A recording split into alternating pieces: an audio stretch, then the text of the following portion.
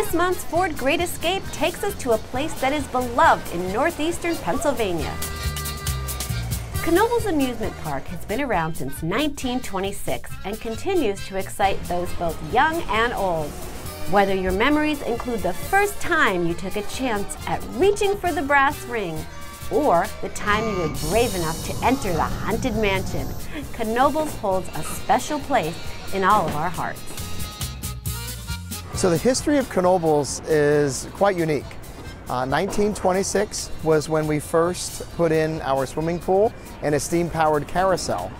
So here we are, 2018, we are in our 92nd year. Prior to 1926, where the two creeks come together here at Knoebels, was a swimming hole where my ancestors would feed and stable your horses for a quarter. And little by little, we started building some picnic tables and some park benches. And people started coming from near and far, and they came on horseback, obviously. They were called tally-hoes.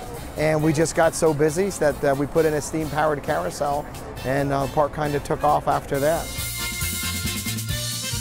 Our food is phenomenal. Everybody says, what's your favorite? What's your favorite? Well, it's all your favorite. It doesn't matter. The chicken and waffles in the Alamo is outstanding. I challenge you to find better chicken and waffles.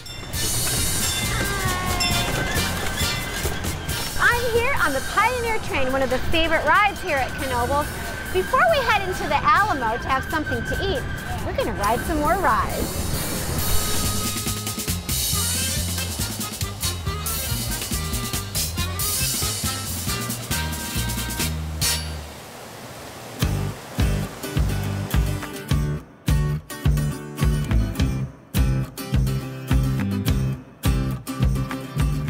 I'm in the kitchen here with Barbara Reifrisch, and she is one of the cooks. And let me tell you, this food is legit, right, Barbara? Because it is. Everything homemade.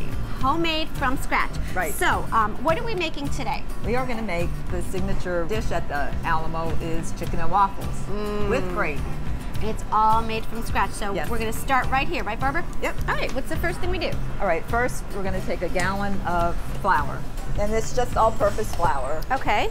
The funny thing is, like, you have to make it in such large quantities. Right.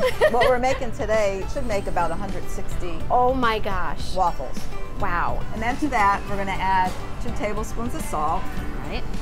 1½ cups of sugar, granulated sugar, and 1 3/4 cup baking powder. All right. Not baking soda, make sure it's baking powder. Baking powder. And then to that, we're going to add another gallon of flour. Wow, okay. Yeah, it's unusual to hear dry ingredients measured by gallons. That's the way this recipe has been here for forever, I guess, since the Alamo's open. Next step is to add 32 eggs. Only 32 eggs. 32 eggs. And a ½ gallon of milk. Okay. And we use whole milk. And then we mix on low just until this mixture is together, combined. All right. You add probably about 1/3 of the flour mixture while it's running. Try not to get it all over. So the secret is to get it in the pot before the beater comes around. Yeah. And then we always heat it a little faster. All right. Until it thickens all the up lumps a bit. and all the lumps.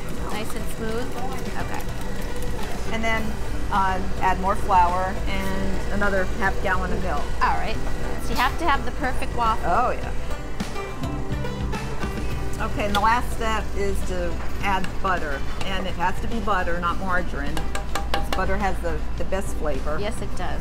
And so it doesn't splash all over. Usually just put a clean towel here and let her go. Good idea. Let her go. Let her do her thing. So we have the waffles, but of course there's the chicken. The chicken. All right, we start in April, and we prepare chicken, do about 8 cases a day, and they're 40-pound cases. We have about 6 people who gather around, and they remove the meat from the chicken, and then we put it in pans and triple wrap it, and then it gets frozen, and we use that throughout the year. After we have the chicken and the waffle, there's another step. Oh, the gravy. I use a 5-gallon bucket of broth, and I make the gravy daily. What I do is I take this flour mixture and I pour it into the boiling broth and stir it very vigorously like this. Wow. Now this broth is not from a can. This broth comes cooked down, right? Down from the chicken. From the chicken. It's very rich. It has a lot of grease on top. I take the grease off and I just use the broth so that the gravy is not greasy. But this is like, you know, this is like going to your grandmother's or your mother's house and having the homemade gravy. Right. Right here by It's Sue. very good.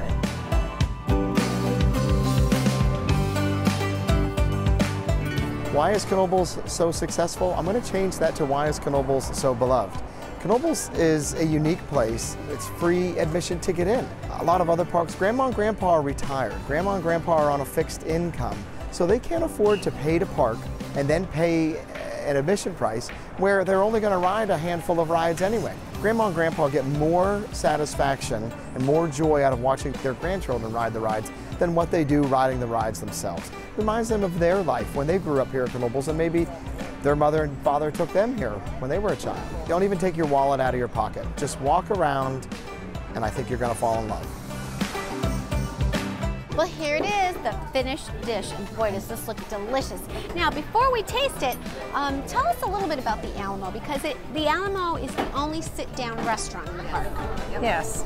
Well, it has a history of homemade items like the chicken and waffles, and it's our signature recipe. And for the last 50 years, we haven't changed it at all. And the cool thing is there's actually no admission to the park, so if folks want to stop in and get a bite to eat, they can, and maybe go for a little walk around the park and Or go to the band show and listen to the music. It's perfect night out, and end it with an ice cream. Absolutely, I like the way you're thinking. The Alamo is located near the entrance to the park, right next to the carousel. Easy to find. We're open from 11 a.m. until 8:30 every evening, Monday through Sunday. Great, well thank you very much, ladies. This has been so much fun. It was, thank you. Thank you for joining us for today's Great Escape to Knoebels Amusement Park right here in Edelingsburg. We had such a great time, and the food was delicious. So if you want to register your favorite destination, go to WNEP.com/HB, and there you will find the Ford Great Escape, and maybe we'll be visiting your favorite place. And thanks to our local Ford store, we drove a Ford Explorer on an enjoyable ride home from the park. Not only does the Explorer comfortably seat up to 7 passengers, but it was also spacious enough to hold all of our equipment. We'll see you next month for our next Great Escape.